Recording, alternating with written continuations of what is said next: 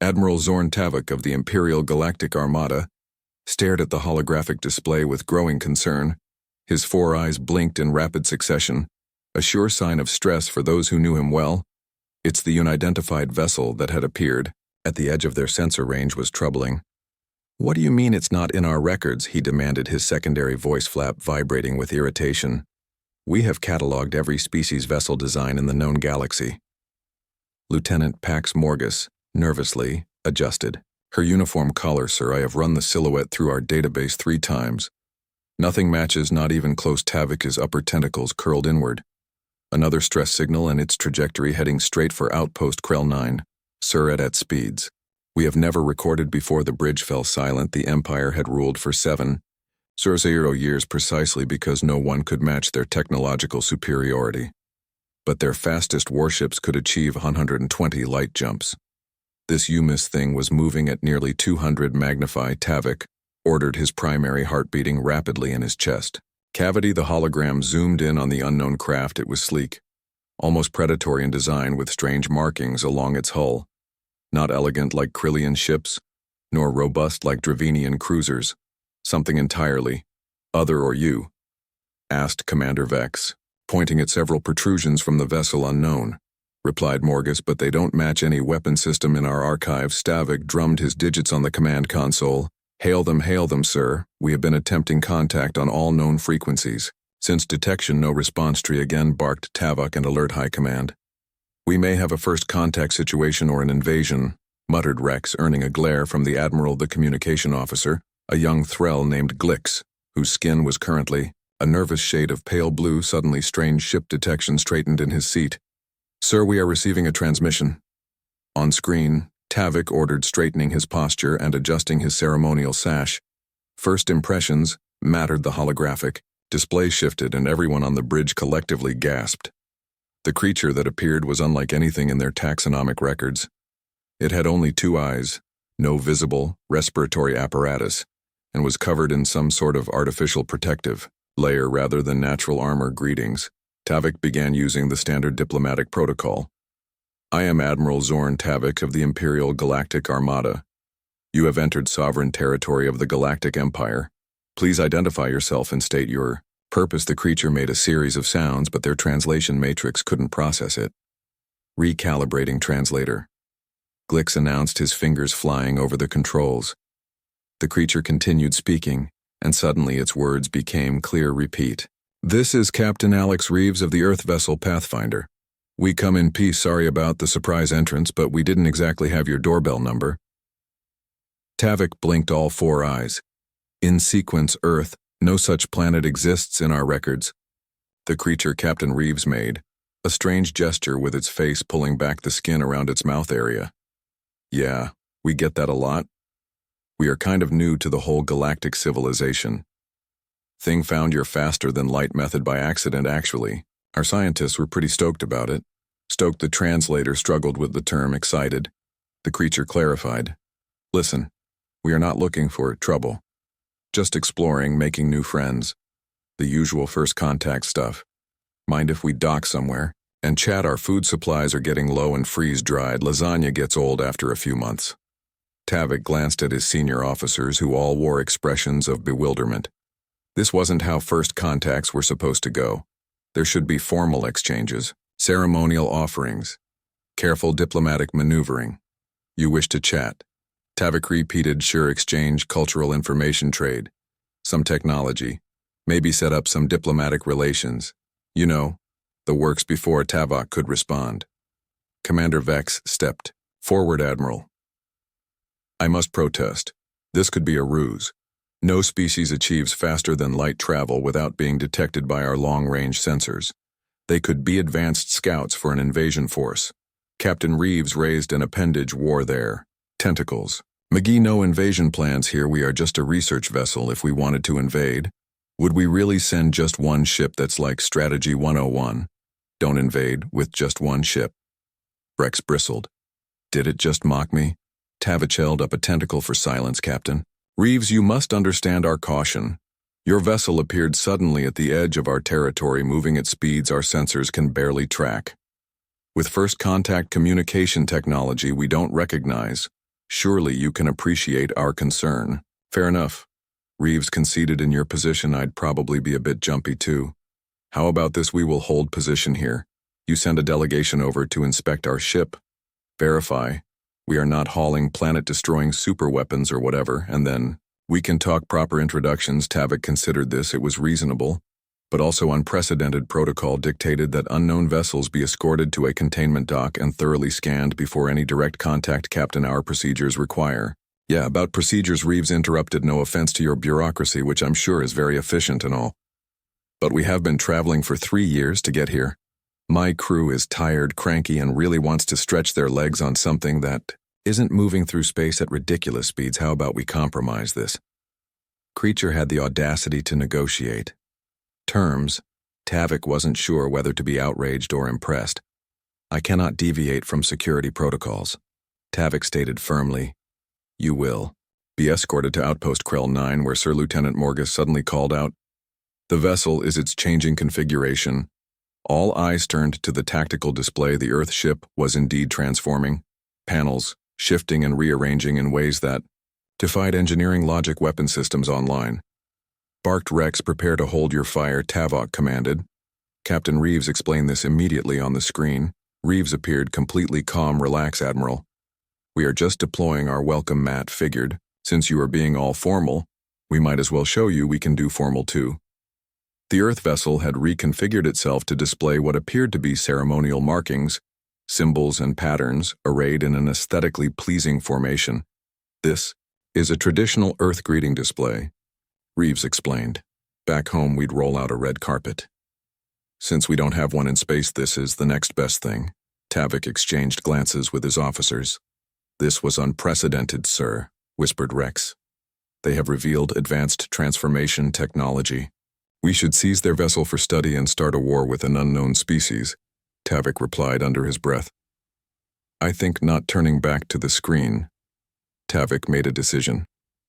Captain Reeves, you will be escorted to Outpost Krell 9 for standard processing and diplomatic reception. We cannot make exceptions to our security protocols, but I will personally ensure that your crew is treated with all due hospitality. Reeves nodded. Fair enough. Led the way, Admiral. But just so you know, we are allergic to being scanned with tachyon-based systems. Gives us awful rashes. Tachyon rashes, Blix muttered in confusion. Believe the captain is joking, Tavik replied, surprising himself with the realization, humor during first contact. These humans were strange indeed. Maybe I am, maybe I'm not. Reeves said with another facial contortion. Guess you will find out. We will follow your escort vessels. Just Captain Reeves's casual diplomacy. Don't expect us to go slow. Our engines get cranky below 50. Light jumps as the communication ended. The bridge erupted in chatter. Silence, Tavik commanded.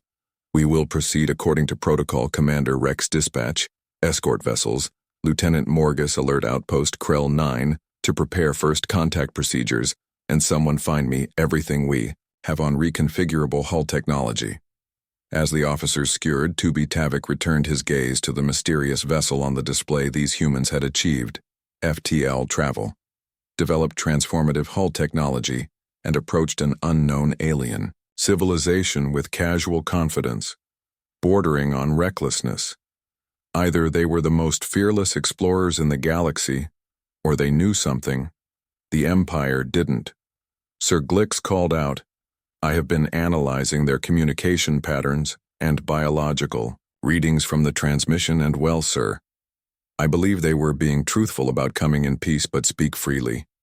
Lieutenant, their stress indicators were almost non-existent. Even during first contact with a massive Imperial fleet, their captain showed biological readings consistent with mild amusement. Tavik's secondary heart skipped a beat. They are not afraid of us. No, sir, not even slightly. For the first time in his centuries-long career, Admiral Zorn Tavik felt a sensation he couldn't immediately identify. After a moment, he recognized it here. What kind of species would travel across the stars, encounter the mighty Galactic Empire, and react with casual jokes and offers to chat? He was about to find out as the Earth vessel moved into formation with the escort ships. Tavik noticed something else disturbing. The escorts were at maximum thrust, straining their engines, and the Earth vessel was visibly slowing itself to match their pace. Sir Morgus reported, voice trembling. Outpost Krell 9 reports, they will be ready to receive our guests in 6 hours. Good, Tavik replied, not taking his eyes off the tactical display, and make sure our best xenobiologists, engineers, and military strategists are present. Military strategists, sir, is that necessary for a peaceful contact? Tavik finally looked away from the screen, his 4 eyes blinking in sequence. Lieutenant, when someone knocks on your door faster than you thought possible with technology you have never seen and isn't intimidated by your largest battleships, you don't, Joe. And then turned to wave back toward the ship. 5 more figures emerged, each carrying what appeared to be small containers. Are those boxes? Merg asked incredulously. Scan them, Krell ordered immediately.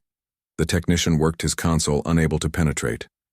Director, their containers have some kind of shielding that's blocking our sensors. Weapons ready, Krell instructed, but kept her voice calm.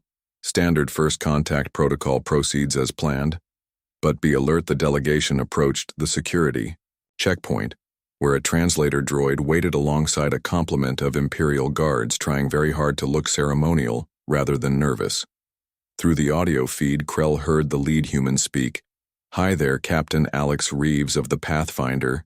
These are my senior officers, Commander Gia Patel, Science Officer Tom Wong, Chief Engineer Darla Jackson, Security Chief Marcus Jones, and Ship's Dr. Elena. The Human Delegation, Rodriguez. Hope you don't mind, but we brought housewarming gifts, the translator droid processed this, then responded in the formal tones of Imperial diplomatic protocol. Greetings, representatives of Earth, on behalf of His Supreme Magnificence Eternal Emperor. Roles ruler of the 7 spiral arms, conqueror of the void storm and protector of all sentient life, we welcome you to Outpost Krell 9. Captain Reeves waded through this lengthy introduction, then grinned. Nice titles. Does he have those printed on his business cards? Or does someone have to recite the whole thing every time he enters a room? The droid, not programmed for sarcasm, began to explain his magnificent full formal address requires 17 minutes to properly. It was a joke, interrupted Commander Patel, placing a restraining hand on her captain's arm. We are honored by the welcome. These gifts are traditional offerings from Earth, samples of our culture and science, non-harmful, we promise. Krell watched as the security team cautiously accepted the containers. Take those to a secure lab for analysis, she instructed through her communicator. Full containment protocols. One of the humans, the one introduced as security chief, Jones, looked directly at the observation window where Krell stood. Despite the fact that it was designed to be opaque from the outside, he smiled and gave a small wave. Krell felt a chill run down her spine. How had he known? The Grand Minister awaits your presence in the celestial reception chamber, the droid continued. If you would please follow the designated path, your historical first meeting with representatives of the Galactic Empire will commence in accordance with Protocol 7 Alpha Lid. The way shiny, Captain Reeves replied cheerfully. We have been cooped up in our ship for months. A walk sounds great. The humans were escorted away. Krell activated her personal transport disk and headed for the reception chamber.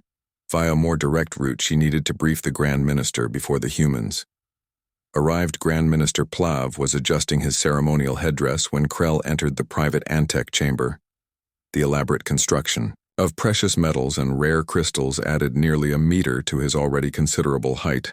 Director Krell, he acknowledged with barely concealed impatience. Tell me, these creatures are meeting Grand Minister Plov, suitably impressed by our grandeur. The Emperor expects a favorable first contact report, Minister, with respect. These humans are unusual. They don't seem intimidated by your technology or military presence. They arrived in a vessel with capabilities that exceed our most advanced warships, yet claim to be merely explorers, and their behavior is disconcertingly casual. Plov waved a dismissive hand, sending cascades of light reflecting from his jeweled gauntlets. All newly contacted species attempt to project confidence, Director.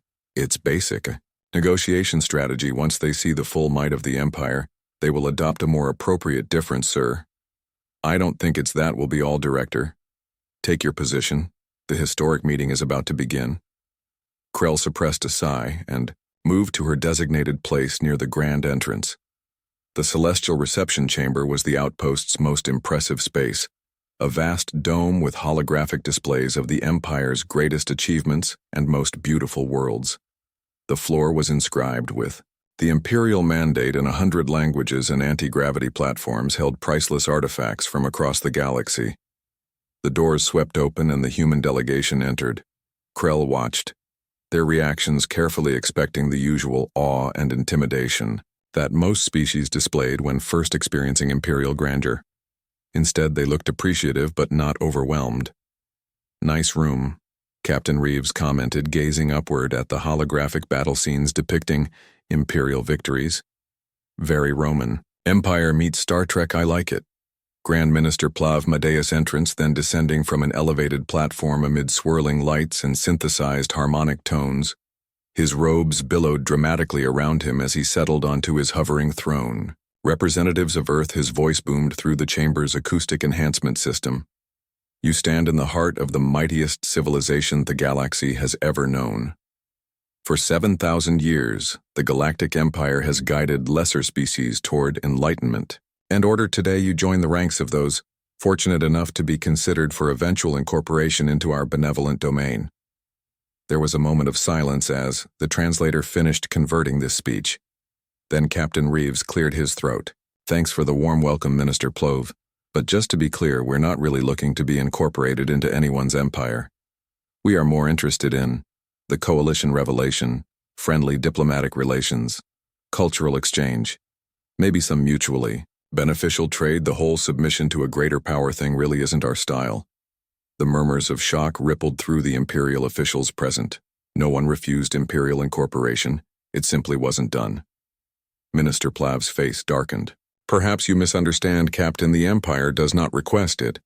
Determines what is best for galactic stability. Your species will benefit greatly from our guidance."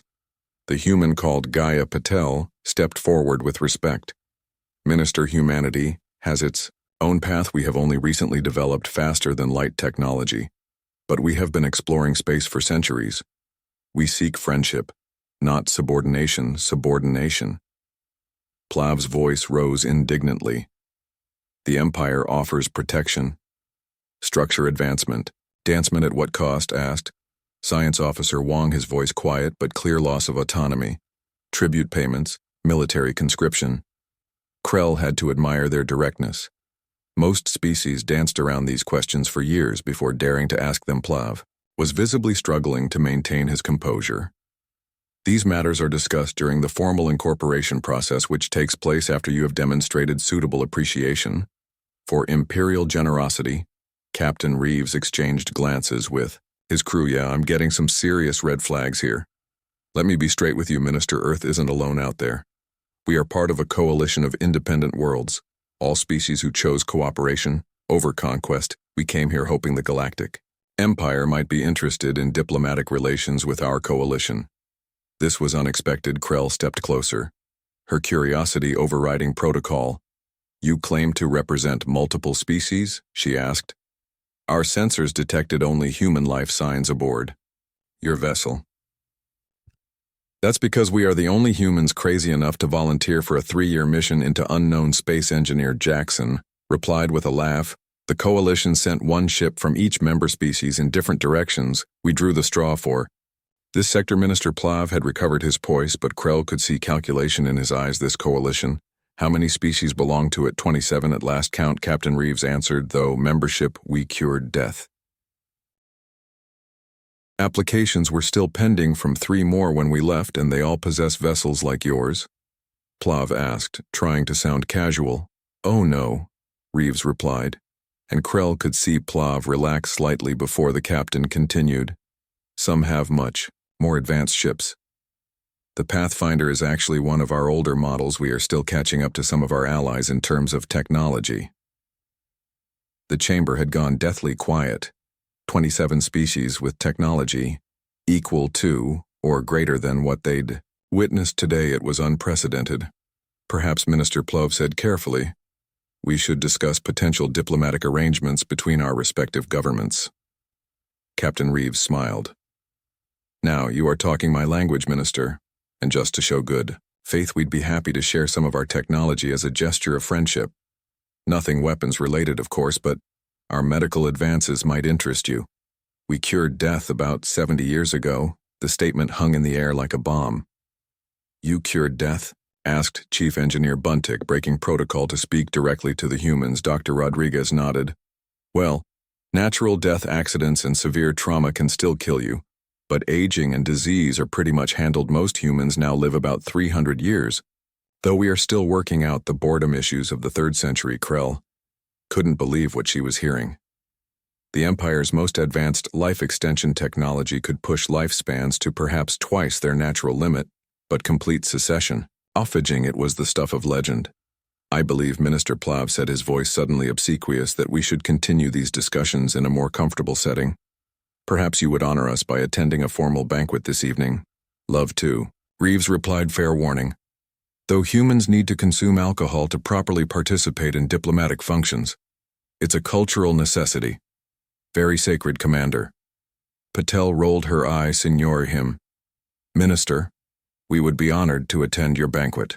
As arrangements were made and pleasantries exchanged, Krell caught the eye of Security Chief Jones again. He gave her a knowing smile.